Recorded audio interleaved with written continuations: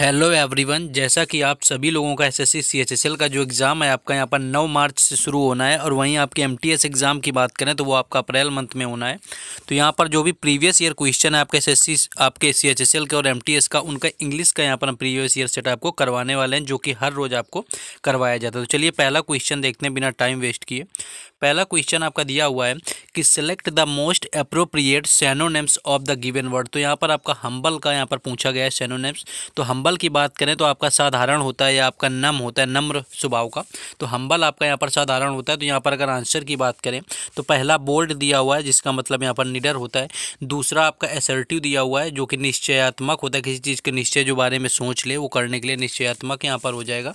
Modest का आपका सीधा वही नंबर हो जाएगा। और इनएक्टिव का मतलब होता है एक्टिव ना होना, यानी कि बिल्कुल चलन में ना होना, एकदम शांत होना। तो यहाँ पर आपका ऑप्शन 3 यानी कि मॉडेस्ट आपका हम्बल का सिनोनिम्स हो जाएगा, जो कि आपका एक नम्र स्वभाव का यहाँ पर व्यक्ति होता है।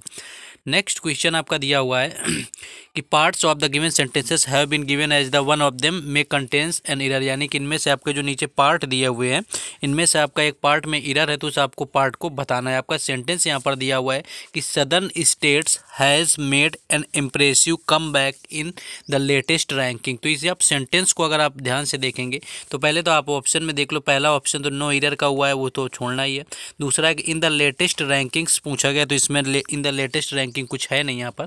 तीसरा है आपका एन इम्प्रेसिव कम बैक। तो एन इम्प्रेसिव कम बैक आपका देखिए आराम से यहाँ पर एडजेक्टिव लगा हुआ है, कोई प्रॉब्लम नहीं है। चौथा यहाँ पर सदर्न स्टेट्स हैज़ लगा हुआ है। यहाँ पर देखेंगे कि जो आपका स्टेट दिया हुआ है ये प्लूरल फॉर्म में है, और प्लूरल फॉर्म में आपका हैज़ ना आके यहाँ पर आपका हैव आना, यानी कि हैव हो जाएगा।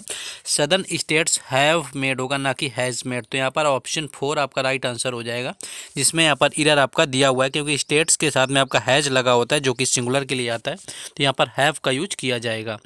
नेक्स्ट क्वेश्चन आपका दिया हुआ था, select the option that corrects the miss spelled word in the given sentences. आपका यहाँ पर पूछा है कि जो आपको सेंटेंस दिया हुआ उसमें करेक्ट सेंटेंस बताना। तो क्वेश्चन है आपका everyone was laughing talking and laughing during the trip. तो यहाँ पर देखेंगे आप पूरा सेंटेंस, तो ये आपको लाफिंग में एरर दिया हुआ है। लाफिंग की जो स्पेलिंग है आपका LAUGHING होता है, यहाँ पर F बना दिया है, जो कि एरर होता है। तो सबसे पहले यही एरर हम चेक कर लेंगे जाके, जहाँ पर एरर होता है सबसे पहले ऑप्शन में जाके उन्हीं एरर को हम चेक करते हैं। यहाँ पर आप देखेंगे तो यहाँ पर टॉकिंग एंड लाफिंग आपका लिखा हुआ है, ड्यूरिंग द ट्रिप है। तो यहाँ पर देखेंगे everyone was talking and laughing, तो यहाँ पर आपका LAU तो लिखा है, लेकिन GH यहाँ पर आपका नहीं दिया हुआ है, तो ये तो बिल्कुल खत्म हो जाएगा।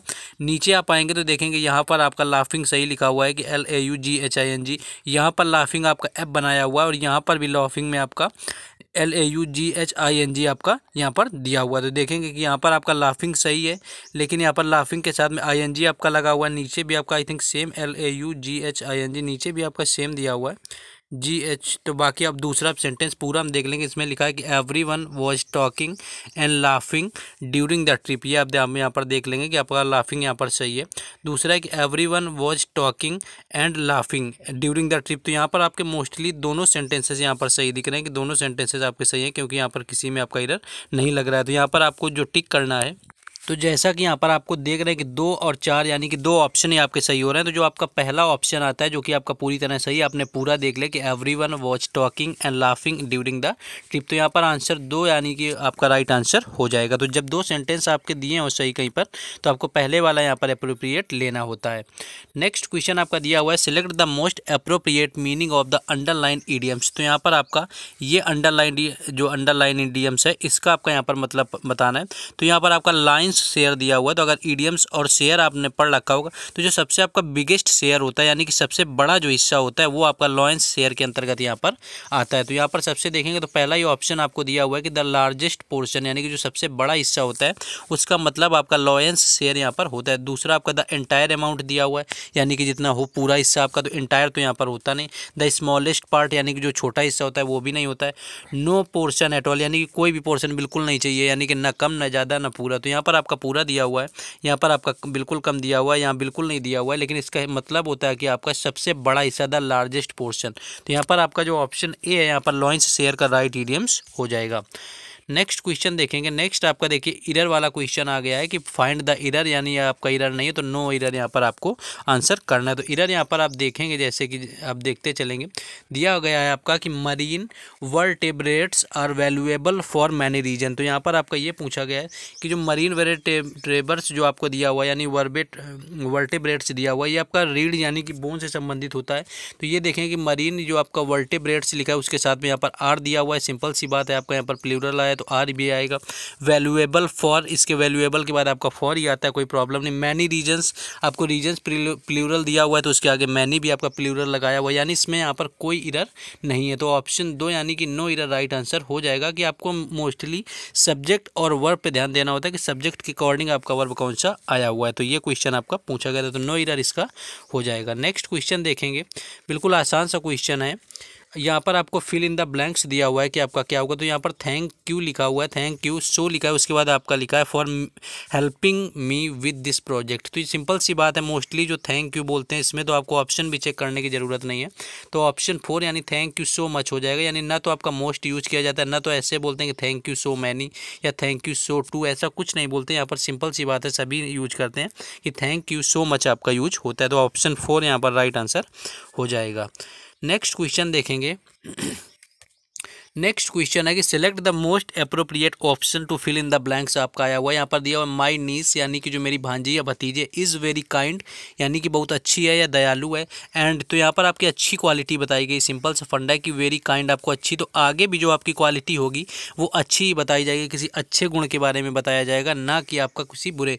कॉलोस की बात करें तो ये आपका कठोर होता है, यानी र्यूड होता है। र्यूदलेस आपका ये भी निर्दयी होता है। जनरस आपका अच्छे दिल का होता है, दानी होता है। स्टैंड भी आपका यहाँ पर जिद्दी से संबंधित होता है, तो स्टैंड भी आपका उसी कठोर की कैटेगरी में आ जाता है। तो यहाँ पर सिंपल सा जो सबसे अप्रोप्रिएट आंसर है ऑप्शन 3 यहाँ पर राइट आंसर हो जाएगा, यानी my niece is very kind and generous to everyone in the family. चलिए नेक्स्ट देखेंगे हम लोग। लेकिन इस नेक्स्ट क्वेश्चन से पहले जिन लोगों ने अभी तक वीडियो को लाइक और चैनल को सब्सक्राइब नहीं किया, तो आप सभी लोगों को वीडियो को लाइक और चैनल को जरूर सब्सक्राइब कर देना है, क्योंकि यहाँ पर आपको हर एग्जाम से रिलेटेड हर शिफ्ट का एनालिसिस करवाया जाता है, जैसा कि आप देखते हैं। और हर शिफ्ट का आपका हर एग्जाम का प्लेलिस्ट आपको चैनल पर बना हुआ है, आप आसानी से जा करके देख सकते हो। तो सिर्फ सपोर्ट के लिए आप चैनल को सब्सक्राइब कर दें, क्योंकि यहाँ पर आपको एग्जाम एनालिसिस मिलेगा उससे, और उसके बाद आपको एग्जाम से पहले हर एग्जाम के आपको जीएस के और इंग्लिश के प्रीवियस ईयर सेट भी करवाए जाते हैं। तो आपको सब्सक्राइब कर देना है।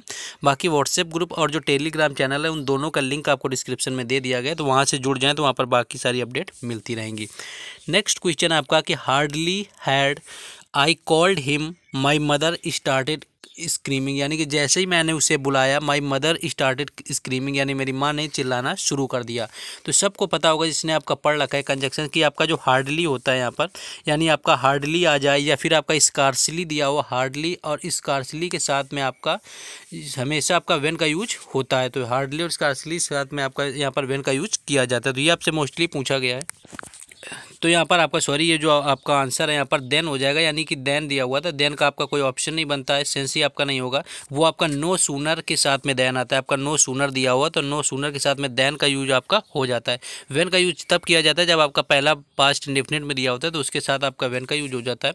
लेकिन हार्डली और स्कार्सली इन दोनों के साथ में आपका देन दिया हुआ है। शो का यहाँ पर कोई मीनिंग नहीं बनेगा, सो दैट वो आपका अलग केस बन जाता है, तो वहाँ पर शो का कोई मतलब इसके अकॉर्डिंग नहीं हो रहा है। नेक्स्ट आगे देखेंगे। नेक्स्ट जो 9th क्वेश्चन आपका वही आपका नो इंप्रूवमेंट रिक्वायर्ड से संबंधित है, यानी आपका एरर ही फाइंड करना है कि एरर यहाँ पर क्या होगा।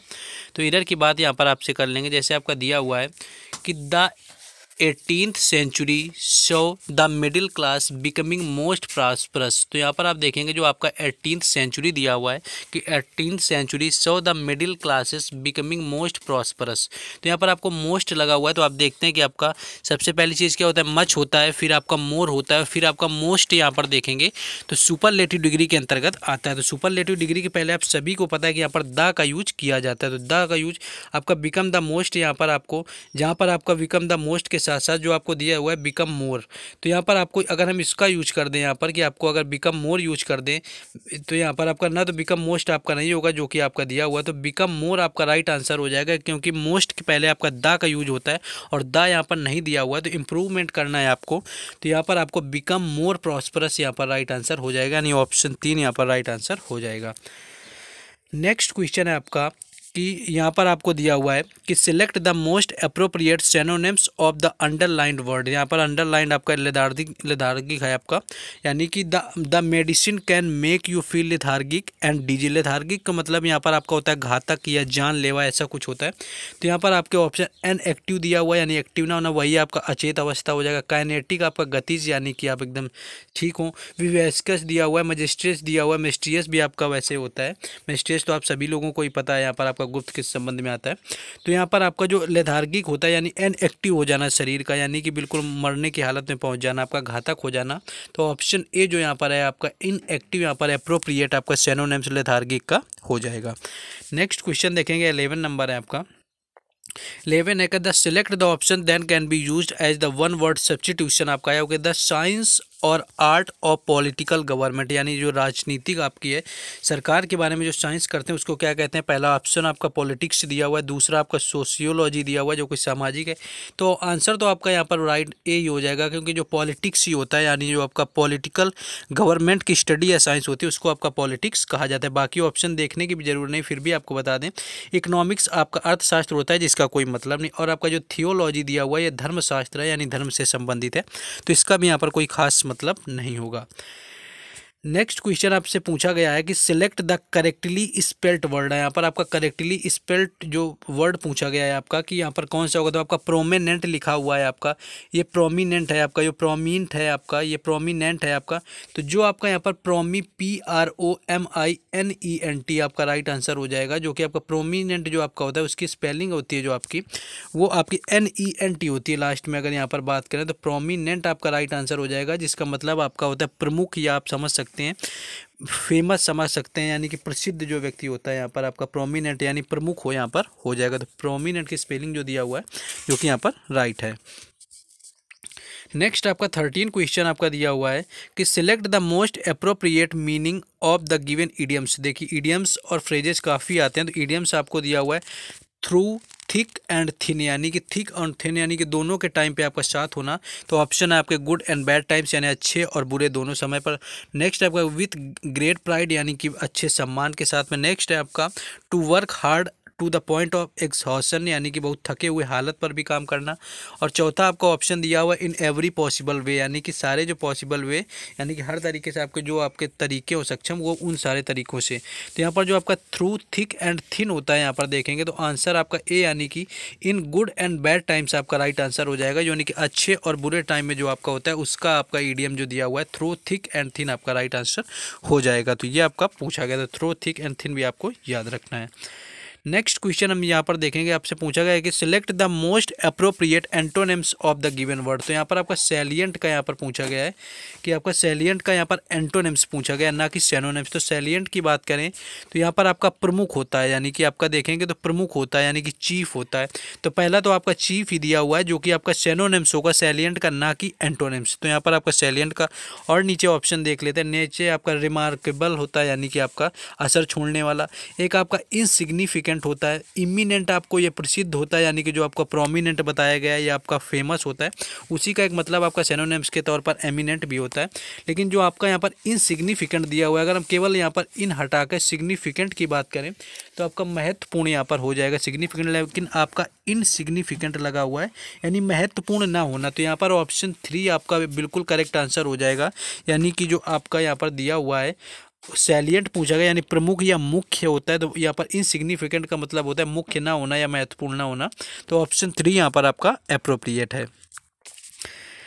नेक्स्ट 15 देखेंगे। नेक्स्ट आपका 15 देखा गया था, select the option that will improve the underline part of the given sentence in case no improvement is needed, select no improvement, यानी कि इसमें आपका क्या इंप्रूवमेंट हम कर सकते हैं।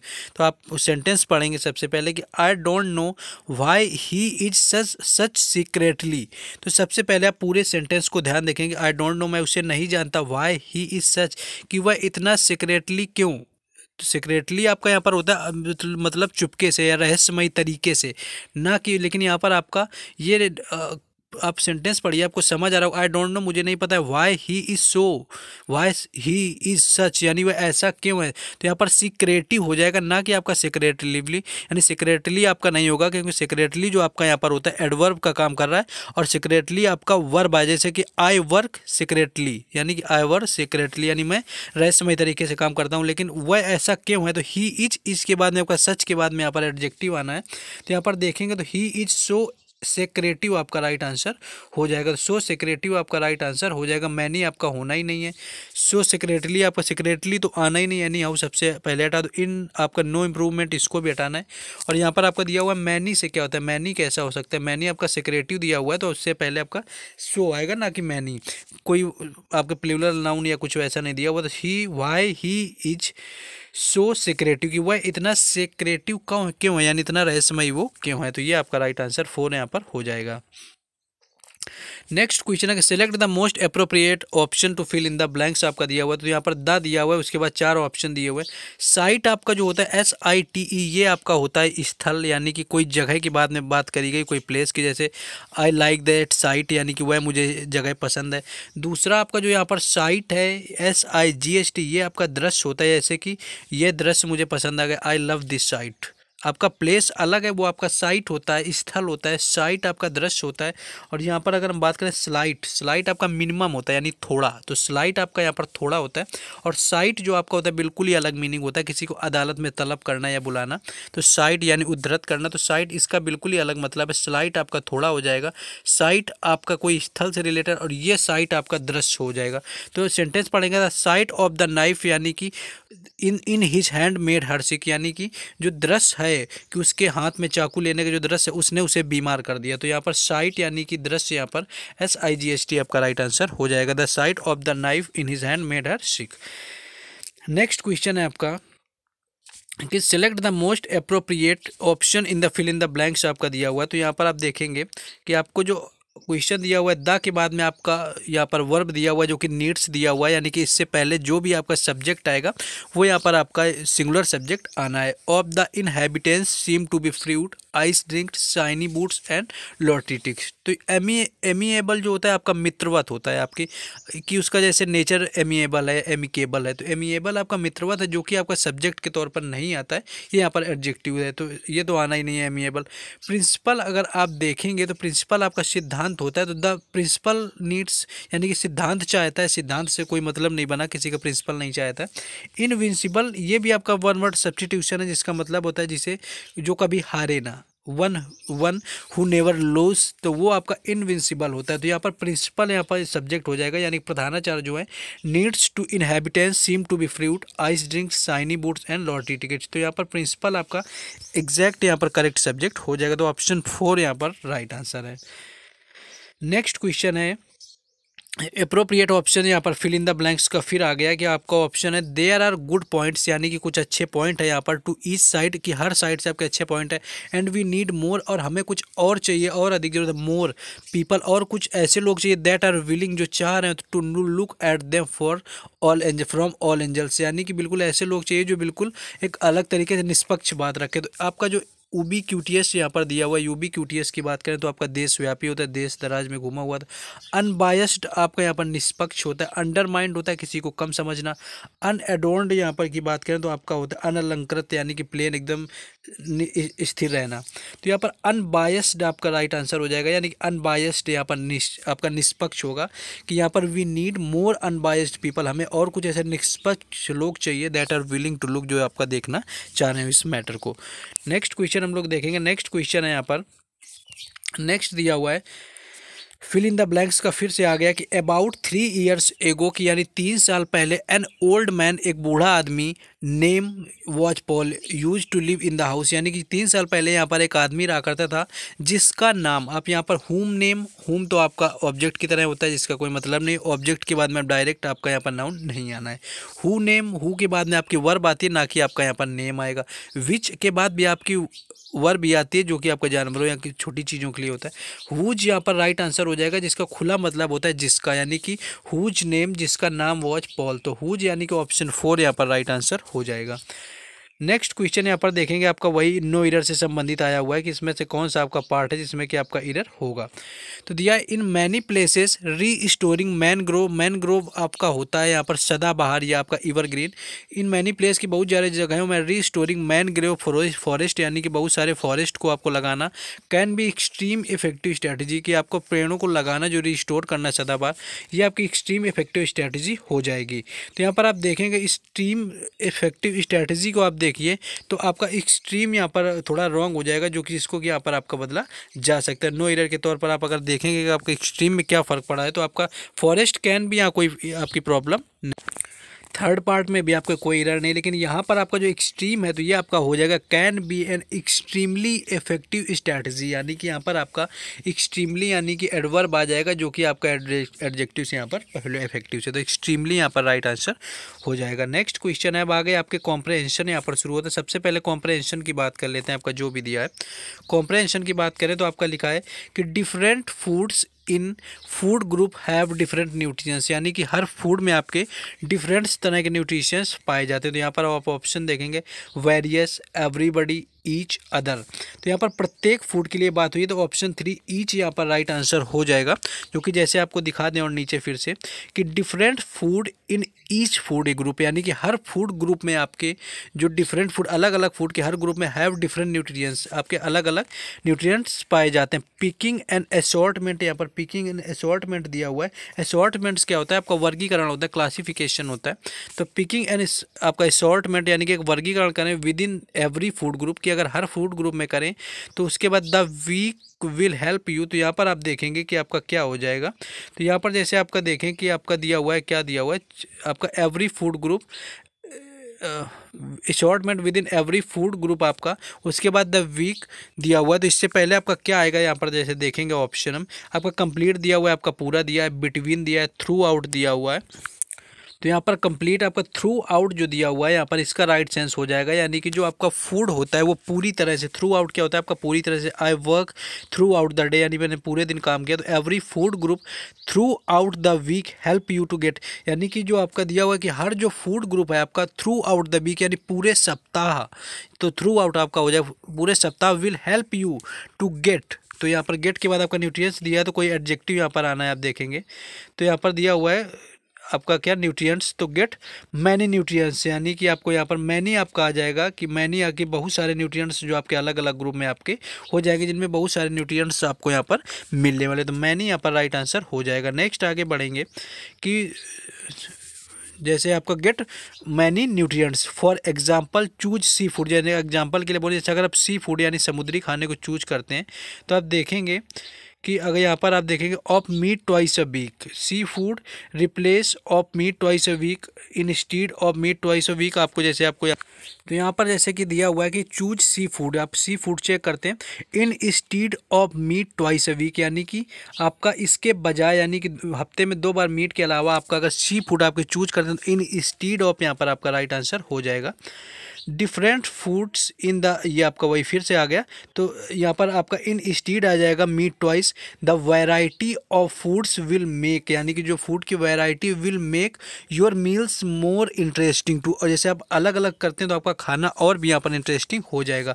मेक यहाँ पर मील्स दिया हुआ है, मेक योर्स तो आपका आएगा नहीं, योर्स यू तो बिल्कुल नहीं आना है, मील के बाद में योर्स ये नहीं आएगा, ये नहीं, योर हो जाएगा यानी ऑप्शन 4 यानी मेक योर, जो आपका योर 4 ऑप्शन यहाँ पर राइट आंसर है कि make your meals more interesting to, यानी आपके खाने को और भी अच्छा बना देंगे। तो ये था आपका प्रीवियस ईयर सेट जो कि आपका CHSL और MTS से लिया गया है। मोस्टली आपका ये CHSL का है जहाँ से लिया गया, तो आपके CHSL और MTS दोनों एग्जाम के लिए इंपॉर्टेंट है। तो अगर अभी तक आपने इतने एफर्ट्स के बाद वीडियो को लाइक और चैनल को सब्सक्राइब नहीं किया तो प्लीज़ कर दें, क्योंकि इसमें काफ़ी हार्ड वर्क लगता है इसको बनाने में। तो चलिए आप सपोर्ट करिए और व्हाट्सएप ग्रुप, टेलीग्राम चैनल दोनों का लिंक डिस्क्रिप्शन में वहाँ पर ऐड हो जाएंगे।